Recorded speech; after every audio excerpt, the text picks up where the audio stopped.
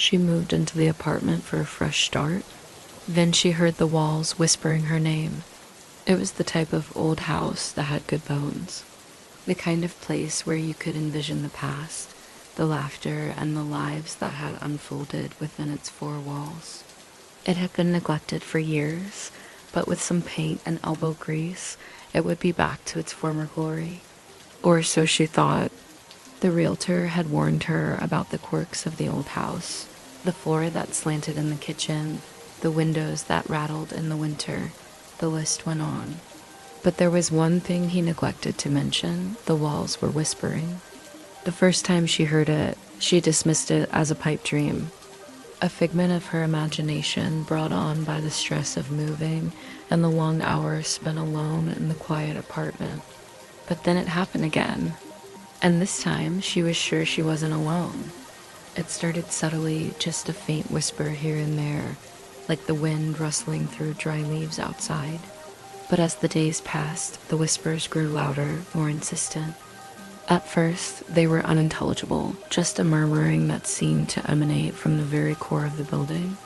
Then she began to make out words, fragmented phrases that sent shivers down her spine. "Get out," they hissed one evening as she was making dinner in the kitchen. "Leave now." The voice seemed to come from the pantry, from behind the thick, crumbling plaster. Startled, she dropped her knife. It clattered to the floor, the sound echoing in the sudden silence. Was she going crazy? Had the stress of the move finally gotten to her? Days turned into weeks, the whispers into screams. "Get out," they roared, shaking the very foundation of the house. "Leave before it's too late." Fear became her constant companion. She started seeing strange shadows at the edge of her vision, feeling a cold, unseen presence at the foot of her bed at night. The whispers followed her everywhere, their voices a cacophony of hate, their words sharp as shards of glass. One day, driven to the edge, she called a priest. He came, spoke in hushed tones, sprinkled holy water, read from the scriptures. As he did, the whispers grew louder, more frantic, as if pleading for mercy. When he left, the whispers subsided, leaving an eerie silence in their wake. But the respite was short-lived, for the whispers returned, this time with a vengeance. They taunted her, mocked her, told her she couldn't escape. They knew her deepest fears, her darkest secrets, and they whispered them right back to her, their voices dripping with malice. Desperate, she turned to the one person she hadn't told about the whispers, her neighbor. An old woman with eyes that twinkled with ancient wisdom and a smile that crinkled the corners of her lips. Over a pot of fragrant tea, the neighbor listened patiently, her gaze steady and calm. When her neighbor finished speaking, a knowing smile touched her lips.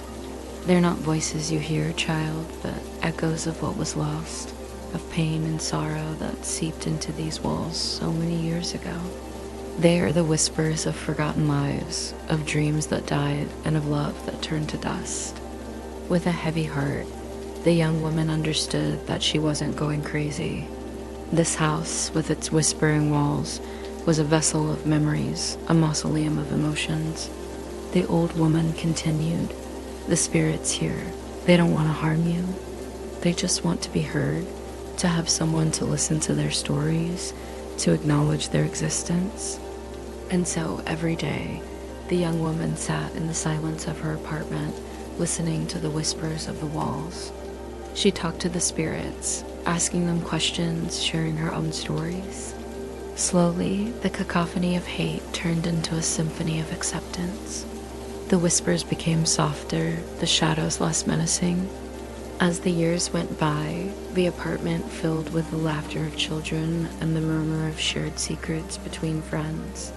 The whispers of the walls were no longer a torment, but a reminder of the countless stories that had unfolded within those four walls, a testament to the enduring power of human emotion.